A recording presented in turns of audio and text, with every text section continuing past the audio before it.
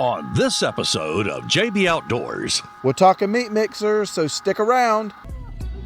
You will mix up your product until you get to that point. Time now for a product review with the guys at JB Outdoors. Welcome to another episode of JB Outdoors. Got something big going on here, Jeff. We do, we sure do. Well, what is this thing? Well, if I could see over the top of the box, I'd tell you. Maybe we can get the camera person to back this thing up and we can get it in the picture. Man, this thing's huge. This right here is the Cabela's commercial grade 50-pound meat mixer. Man, well, what happened? We had one that was a 7-gallon that held about 25 to 30 pounds. What happened to it? Well, we did a review on it. We did, yeah, and it worked well for us. It did. We mixed several batches with it, right? Yeah. Well, that mixer actually brought us some negative comments, even though we didn't seem to have any troubles with it. It mixed well. That's right. And our batches got bigger, because that thing was limited to about 25, 30 pounds. So, make a bigger batch, need a bigger machine, right? That's right. Pretty soon we'll need a bigger kitchen if we keep on. So, we thought we'd take the evening here to unbox this guy, see what all comes in the box, and then, let's make a batch of sausage with it. Let's see what she can do. We gotta break it in. All right, here we go. Let's do this thing. Instruction. Oh, and a dust cover. Look at that. Nice. Nice. I think I see a handle in Handle there that we plan that we'll never ever use.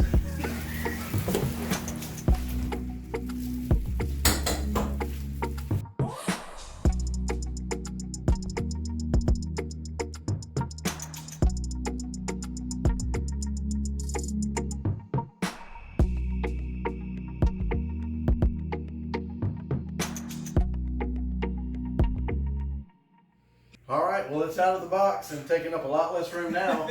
I can actually see over the Yeah, we can see the camera again. But hey, just first impressions looking at this thing.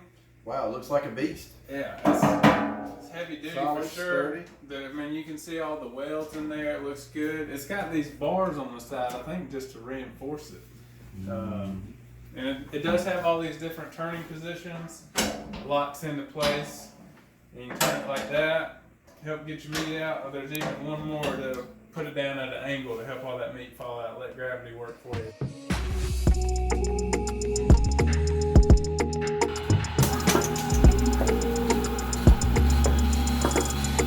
Here we're going to add some jalapenos, make a jalapeno and cheese bratwurst tonight. We're just going to sprinkle these in.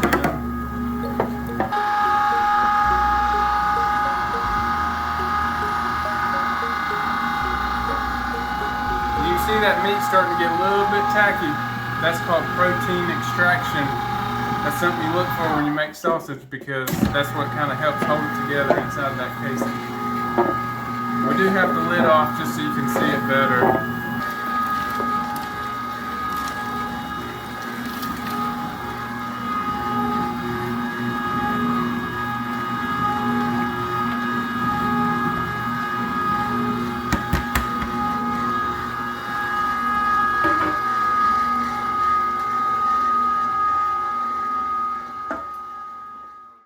All right, Jeff, just ran a 25-pound batch of jalapeno cheese venison brats. Yeah, I can't wait to eat those. Oh, man. Yeah, anyway, back to the review. Your thoughts? I do. It's much bigger than the last one that we had. A lot which, bigger. I mean, it is advertised to be bigger, and it gives you so much more room. We only ran a 25-pound batch, like you said.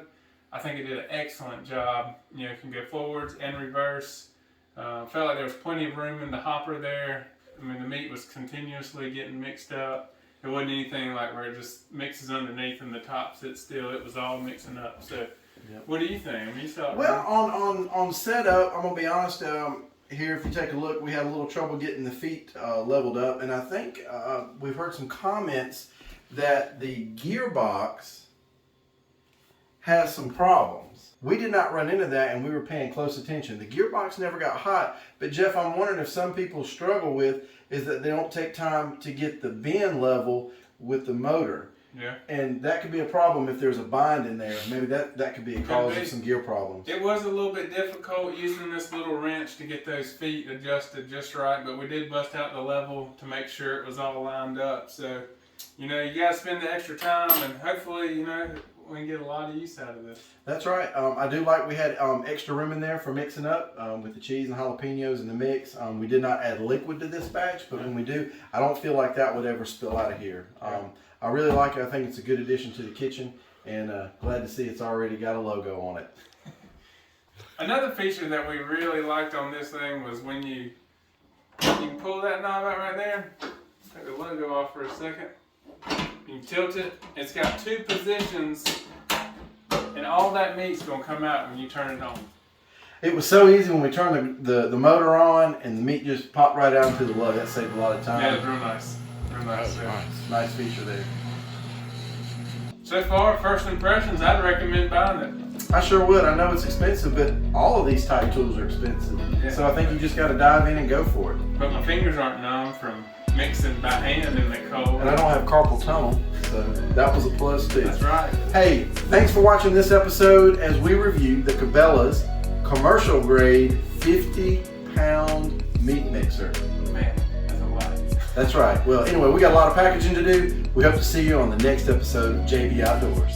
Please follow the guys on their social media pages. If you enjoyed today's video, please give it a like and make sure to subscribe to the channel.